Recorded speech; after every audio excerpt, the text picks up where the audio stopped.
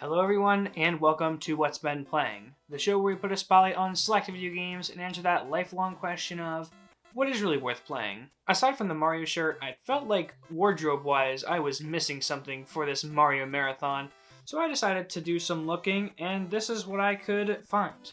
A Mario hat that I wear for conventions, as you can see from the signatures.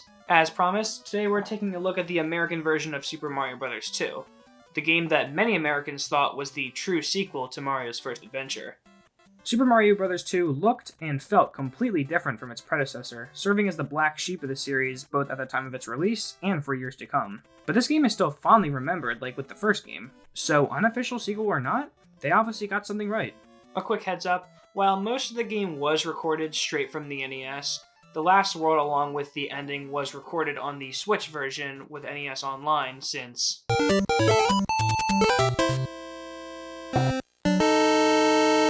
Yeah, that should happen quite a lot. Being able to record straight off an NES is cool, but you can't guarantee that it'll work. There's quite a bit to talk about with this one, so let's not waste any more time and let's jump into the next stop of our marathon. Let's take a look at Super Mario Bros. 2.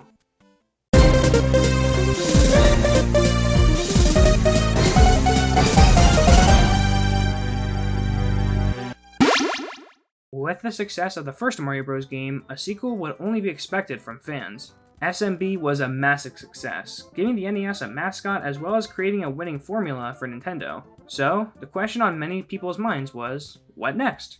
While Japanese audiences were enjoying themselves with the official sequel to Super Mario Bros., everyone else was still waiting for a sequel to grace store shelves. However, the Japanese version was considered too hard for American audiences, so rather than waiting for Nintendo of Japan to create a sequel themselves, Nintendo of America decided to take matters into their own hands. As many people know by this point, the English version of Super Mario Bros. 2 is actually a reskin of a game titled Doki Doki Panic, a Japanese exclusive 1987 side-scroller developed by Miyamoto himself. The game had you controlling 4 characters, whose job was to rescue 2 kidnapped children who were warped inside of a storybook by the nefarious Wart, someone who we never see again minus a cameo in Link's Awakening. Rather than creating an entirely new platforming adventure, expanding upon the mechanics from the first game, Nintendo decided to use this game as a base and give it a Mario makeover. The 4 main characters were replaced with Mario, Luigi, Toad, and Peach. A plethora of different graphical, auditory, and gameplay improvements were made, and just like that, the sequel to Super Mario Bros. Was born.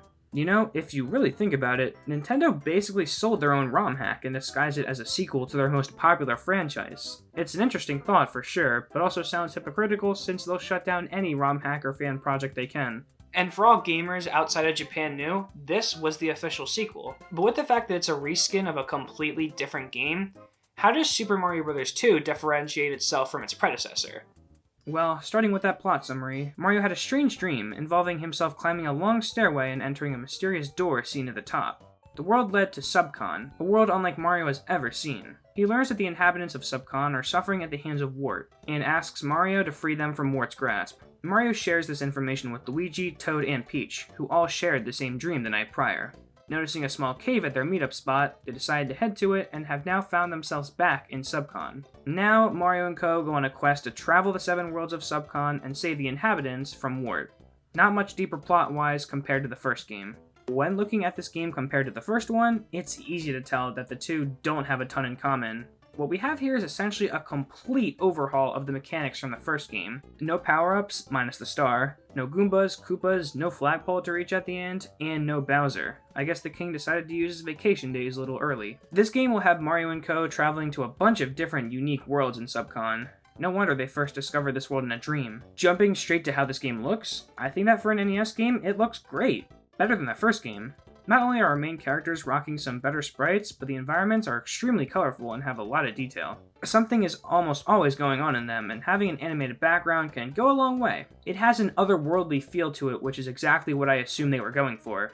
Each world is exciting to go through, and the level design likes to change it up every once in a while. Some of the levels have a more vertical scale, and unlike something like Sonic CD, works in the game's favor since it's a slower paced game. Comparing the control from the previous games, it's pretty identical to the first, so at least that stayed consistent in the transition. Controlling Mario & Co. feel just as smooth and fluent as it did before, and there is still a good level of momentum present with jumping. One change that is present now is that by holding down the D-pad, Mario & Co. will start to begin flashing, which can allow for a super jump, which can help to get over higher obstacles, or even in some cases skip entire level segments. But what's probably the biggest change in control, however, is the means of killing enemies. Unfortunately, the satisfying feeling of jumping on your foes is gone, and instead, Mario & Co. have the ability to pick up vegetables which come out of these tufts of grass, enemies, or other objects and just chuck them at other enemies. It is admittedly pretty satisfying, even if jumping on them was much easier, especially when you can chain it into a combo. These tufts of grass are located everywhere in each level and are essentially this game's question mark blocks. More on that in a bit.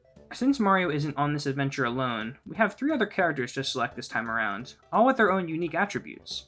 Mario is an all-around character, controlling more or less how we did last time. Luigi sacrifices some traction on the ground to have a higher jump, which is super fun to abuse with the charge jump. Toad is the fastest and strongest character, having the highest speed on the ground as well as taking the least amount of time to pluck something, but has the weakest jump. Lastly, Peach is the slowest character on the ground and is the slowest to pluck up items, but has what is probably the best ability in the game, being able to hover. Peach is able to hover for a couple of seconds, which does wonders for getting past obstacles. Probably my favorite character to choose. Having the ability to switch between 4 different characters brings a pretty good level of replayability to these stages, as some characters can make getting to the end easier or harder, and it's fun to experiment. Each one has their own unique abilities that can be really fun to use if you've understood the game's mechanics, and even has some slight speedrunning potential too. As I mentioned a bit ago, these tufts of grass are these game's version of question mark blocks. While most of them will net you a vegetable, you can find Koopa shells, bombs which can help you blow away blocks that impede your progress, the occasional 1-ups, and most importantly, the potions. Picking up and throwing these potions on the ground allows you to enter Subspace, a world that forgot to pay the electricity bill and only consists of the screen you're currently on. If you throw the potion near tufts of grass, you can uproot them in Subspace to net coins, which can be used to earn lives in the slot machine game at the end. If you place it in just the right spot, however, you also have a chance to find a mushroom, which will give you an extra hit point. With power-ups gone, this game instead decides to opt for a health meter, starting with 2 hits, but can be expanded if you find a mushroom.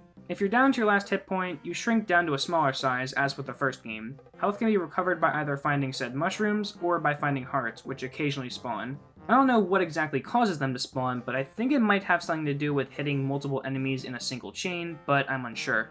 In most cases, it'll be easy to find where the mushroom will be, but sometimes it's in places where you don't even know how the fuck you can reach, like this one. How the hell do you get that? Am I missing something? It's also possible to find things like POW blocks, which make their return from the original Mario Bros., which kill everything on screen. Rather than collecting coins in the overworld, you'll see a plethora of cherries scattered throughout.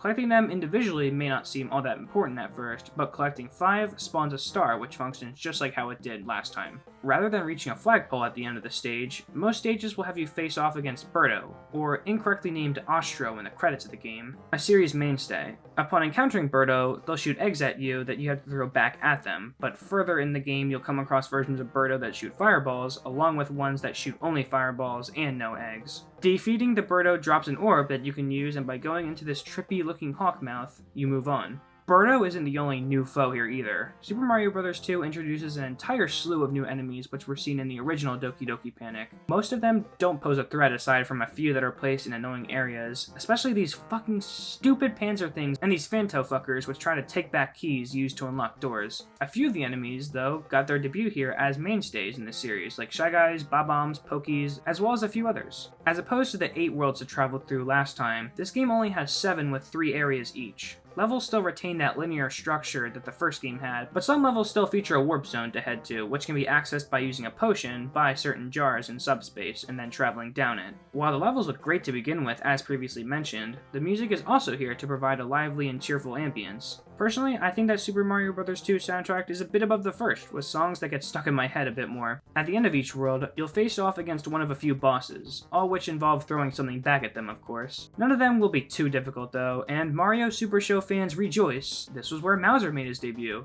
Most people have no idea who the fuck this dude is, but I could never forget Mauser. Compared to the first game, I definitely feel like Super Mario Bros. 2 is definitely a tad easier than the first game, but not to a point where it feels too easy. Levels progress for the most part at a steady pace, and there won't be anything that will give you too much trouble. I only really have a few problems with the game's control which can make it a little annoying. While I think jumping can feel a bit better at times, I think that there's a slight acceleration problem with the characters. I don't know if others share this problem, but sometimes it feels like the characters move from 0 to 60 at a moment's notice, so precise platforming can be hard at times. This game is also unfortunately plagued with knockback, one of my least favorite things ever. Now, it's not like Castlevania bad, but it can be disorienting at times when your jump gets messed up by accidentally colliding with an enemy. Also, this is more of a nitpick, but these sections and desert levels where you have to pluck each individual block of sand can fuck off. Toad is definitely good for these sections. I don't know what it is, but I've always had a soft spot for this game. I think comparing it to the first game, I feel like the mechanics here are a bit more enjoyable than Mario Bros. 1 in my opinion, which I feel is an unpopular opinion. I like that each level is approachable in different ways thanks to the multiple characters, and each one makes traversing the levels interesting in its own way. The adventure is fun from the beginning of your journey to when you face off against Ward. Speaking of which, why don't we see how this adventure concludes. After making your way to World 7, you'll enter Ward's Tower, the last challenge before facing off against Ward. Featuring a fake hawk door, which definitely had me fooled. Heading to the final room, you finally encounter Ward himself, whose ultimate tactic to combat Mario and his friends is bubbles. Yes, bubbles. Very nice. Ward isn't too difficult though, so he won't give you too much trouble. You can defeat Ward by throwing vegetables at him, which conveniently spit out of the dream machine located in the middle of the room. Jesus Christ, is this guy a dipshit? Yeah, just supply Mario and everyone else with the one thing that can beat Ward. After finally defeating Ward once and for all, you save the inhabitants of Subcon, they drag Ward off to Nintendo Purgatory, and it's here that you find out that this entire adventure was being dreamt up by Mario all along. Huh, how trippy. That seems to be a theme here though. There's absolutely no doubt that Super Mario Bros. 2 is and was the black sheep of the franchise. Even with that, it's an adventure that is still just as fun, if a little bit more fun than the first game, and was just as successful.